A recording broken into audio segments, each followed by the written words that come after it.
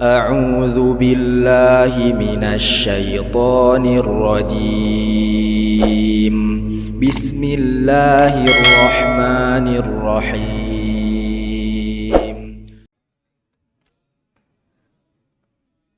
Bagaimana kabar teman-teman pada hari ini? Alhamdulillahirrabbilalamin. Alhamdulillah saya dapat diberi kesempatan untuk duduk dalam rangka badalisasi dan pelatihan pelatihan berbicara di depan teman-teman. Gitu.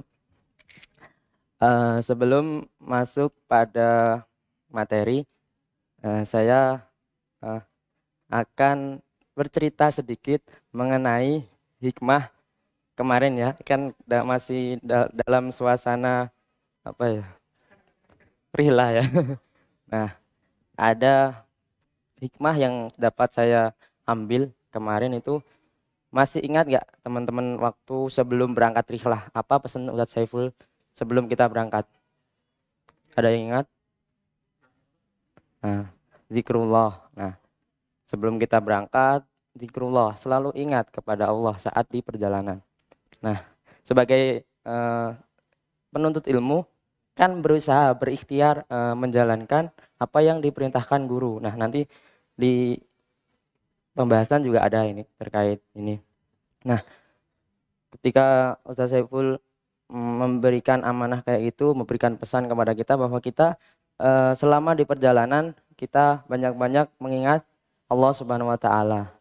Nah, karena itu dapat selalu mendorong kita untuk lebih dekat kepada Allah Subhanahu wa taala dengan banyak mengingat kebesaran Allah Subhanahu wa taala yang didapat saat kita menyusuri perjalanan. Nah, contohnya kemarin waktu perjalanan itu kan banyak hal yang tak terduga ya.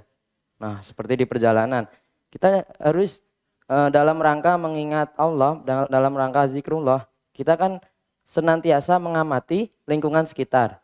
Contohnya kemarin ketika di perjalanan melihat sungai-sungai. Nah, di situ ada para penambang batu yang senantiasa bersabar, penuh kerja keras, memindahkan bongkahan-bongkahan batu di dasar sungai ataupun di bawah tebing untuk dipindahkan ke tepi jalan yang mudah diakses agar dapat ditukar dengan rupiah. Ada lagi kita bisa melihat waktu di hutan pinus itu kan batang-batang bawahnya kan ada banyak sayatan.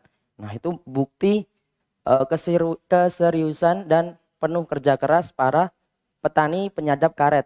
Nah, mereka rela memperjuangkan hidup untuk menyadap karet, untuk mengais rezeki, untuk diberikan kepada keluarga. Nah, bahkan mereka rela di atas tebing. Bayangkan, ada sebatang pohon yang di atas tebing pun itu tidak luput dari sayatan-sayatan mereka gitu. Untuk menadahkan wadah biasanya di tempurung kelapa biasanya, kalau enggak itu, kalau yang tradisional dulu itu pakai tempurung kelapa. Nah, itu untuk ditadahkan si getahnya itu biar di situ ngumpul, kemudian mengendap dan jadi butir atau sebongkah karet yang siap untuk dijual ke pengepul. Ada lagi ketika kita udah sampai di acara ngecamp ya, itu juga tak terduga kan. Nah, di situ ada pelajaran juga.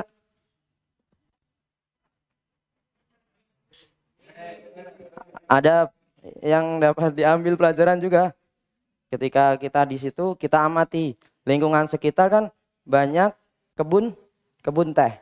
Nah, di situ juga pagi, ketika matahari mulai naik, para petani, para pekerja pemetik daun teh udah siap dengan kantong-kantong mereka untuk mengumpulkan daun-daun teh.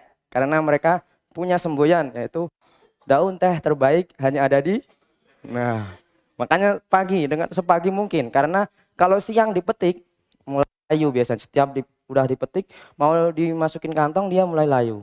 Beda ketika pagi hari, itu kan keadaannya masih segar. dipetik langsung dimasukkan ke kantong. Ketika udah mulai agak siangan kan nggak begitu layu, langsung masuk ke pengepul untuk dibawa ke pabrik. Itu kan buat apa ya?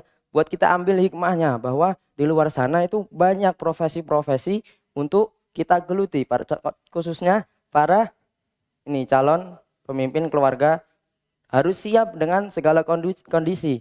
Baik itu jadi berprofesi sebagai penambang batu, apa itu dan yang lainnya lah pokoknya banyak. Hah? Suami itu kan wajib. Kalau di luar itu kan wajib kan kita sebagai lelaki kan wajib jadi suami. Nah, sebagai perempuan wajib jadi istri karena itu kodratnya gitu. Enggak, jangan rubah-rubah ya nanti. Suami jadi istri, jadi nanti malah jadi suami-suami takut istri nanti takutnya kan gitu. Nah, kembali ke momen rihlah kemarin. Nah, kemarin kan itu acara ngecamp kan itu cukup mendadak ya. Nah, beberapa teman mungkin nggak bawa persediaan pakaian ganti kan. Nah, itu pun saya alami gitu. Bahwa kan katanya di sana kan belum tahu keadaannya gimana gitu. Wah, mungkin katanya panitia kan di situ qiyamul lail. Pada intinya besok jam 8 pagi pulanglah kembali ke rumah Umi gitu. Bawa sarung, jaket sama ya udah celana gitu. Ketika di situ hujan deras kan. Wah, harus di situ juga dapat saya ambil hikmah bahwa kita sebagai calon suami, calon pemimpin keluarga harus siap dengan segala kondisi kan. Nah, ketika di situ, wah, nggak bawa pakaian ganti, tapi menuntut kita bekerja sama untuk membangun sebuah rumah, tenda gitu kan. Itu dikiaskan dengan rumah kalau kita udah berkeluarga gitu. Dikiaskan dengan rumah. Wah, nggak bawa pakaian ganti, hujan deras, tapi itu harus segera dibangun untuk kita berteduh. Nah, sebagai sikap kita untuk ya berusaha untuk menjadi calon pemimpin kan kita harus membangun rumah bagi keluarga kan. Nah, itu dikiaskan di situ kan kita. Nah, langsung pada setelah itu setelah itu apalagi. Nah, ketika yang dapat saya ambil begitu dalam hikmahnya itu ketika saya udah bekerja sama dengan teman-teman mungkin beberapa orang ya. Tidak semuanya kan ada bagian-bagian. Wah, udah membangun beberapa tenda gitu sama ustadznya juga. Udah pakaian basah. Yang kering kan cuma sarung, itu pun udah kena embun karena si tendanya itu basah juga gitu. Taruh di tenda kena basah juga. Ketika udah malam, ada pembongkaran di tenda di posko utama itu kan wah harus dipindahkan. Ada beberapa teman bantu. Wah, belum tidur teman-teman. Udah sepi beberapa orang aja. Ketika mau ke tenda udah penuh. Cuma beberapa, tinggal kapasitas 2 orang atau 3 orang. Sedangkan teman-teman yang belum tidur juga lumayan. Dah, kita mungkin ya mengalah. Kita harus berusaha sebagai pemimpin, sebagai teman yang baik kan kita berusaha mengalah sama teman-teman gitu. Ya udah, saya di saung gitu. Alhamdulillah ada temennya gitu. Tidur di saung di tepi kebun dengan pakaian basah segala macam. Alhamdulillah ada teman yang senasib sepenanggungan gitu ya. Adalah nantinya. Ada, alhamdulillah. Di situ nggak bisa nyenyak kita. Udah nggak bisa nyenyak tidurnya. Jam udah dikatakan tidur nggak tidur, dikatakan bangun juga nggak bangun, gitu. Setengah gitu. Ketika jam 1, wah nggak nyenyak kan di situ juga udah mulai dinginnya, udah menggigil banget. Oh ya ingat ada api unggun kan, masih hidup nggak ya gitu. Terus ngecek alhamdulillah ada bongkahan bara api yang masih tersisa gitu. Wah, ketika membara tapi kecil. Terus ketika itu, wah nggak ada kayu bakarnya. Nah, setelah itu carilah kayu bakar di sela-sela kebun lah. Ada ranting-ranting yang udah mulai lapuk gitu kan. Dikumpulan di situ. Setelah itu kan untuk mengeringkan pakaian kan. Ini sayanya mencari ranting lagi. Saya titipkan jaketnya ke temen. Malah mau dibakar kayaknya. Mungkin terlalu dekat. Akhirnya lelah di si jaketnya ini ya. Itu kan dapat diambil hikmah bahwa kita harus siap dengan segala kondisi yang di depan kita gitu. Jangan disebutkan. Makanya itu adalah. Nah, pada intinya acara rihlah kemarin itu kan dalam rangka kita untuk menerapkan apa yang udah kita dapat di pondok pesantren gitu. Sebanyak ilmu apapun atau wawasan kalau kita tidak jadikan amal itu belum menjadikan itu sebagai apa ya? Samrah ya Ustaz? Atau buah ya? Samrah buah ya? Samrah. Yes, di ta'limul muta'alim kalau belum amal itu belum ilmu itu kalau belum dijadikan amal maka itu belum bisa dipetik atau belum jadi buah dari wawasan kita itu menjadi amal gitu. Nah, pada intinya kemarin itu banyak kejadian ya teman-teman. Setiap orang pasti punya cerita masing-masing lah. Eh, udah itu aja lah. Pada intinya yang dicurug yang dicurug udah teman-teman udah tahu lah. Tenggelam beberapa detik ya. Alhamdulillah. Alhamdulillah refleks itu langsung naik ke permukaan gitu. Alhamdulillah aman terkendali. Nah, masuk kepada materi, saya akan sedikit ini materinya ini buat pesan diri sendiri dan teman-teman, yaitu ada perkataan atau pesan dari sahabat Ali radhiyallahu anhu, yaitu 6 kunci sukses. Ini kan bahasa Jawa ya. 6 kunci sukses nuntut ilmu saking sahabat Ali radhiyallahu anhu. Nomor 1 itu kudu mempeng atau semangat. Harus semangat gitu. Harus tetap semangat, kita harus berusaha menjaga semangat itu. Yang kedua, sabar. Sabar dalam berproses itu. Mungkin ini buat pengingat diri sendiri ya. Karena kurang sabar mungkin. Karena Ustadz-ustadznya sering mengingatkan. Dan juga saya dapat suatu ayat Quran ya yang dapat berusaha kita amalkan gitu. Diri saya sendiri berusaha amalkan, yaitu fasbir sabron jamila. Nah, itu cukup berat juga gitu. Tapi ya diikhtiarkan gitu kan. Terus yang ketiga, ngempet coba, yaitu tahan dengan cobaan yang menerpa itu. Kita berusaha tahan dengan segala cobaan. Pasti kan setiap orang hidup kan pasti diuji kan. Pada surat Al-Mulk yaitu apa? Alladzi khalaqal mauta wal hayata liyabluwakum ayyukum ahsanu amala. Nah, itu kan diuji siapa yang amalnya yang paling baik. Nah, maka kita berikhtiar untuk banyak-banyak beramal karena kita tidak tahu amalan yang mana yang diterima oleh Allah Subhanahu wa taala. Dan bahkan almarhum Kiai Haji siapa ya? Kiai Haji Maimun Zubair yang berpesan bahwa ada kalau itu ada seekor semut yang terpeleset, itu kita selamatkan. Barangkali itu yang akan memberikan kemudahan kita di yaumul kiamah nanti. Dapat amalan yang itu yang diterima barangkali itu. Terus selanjutnya yang keempat, pesan dari dari sahabat Ali, yaitu kudu sangu, harus membawa bekal atau uang saku. Sangu gitu. Yang kelima, anut pitutuhe guru.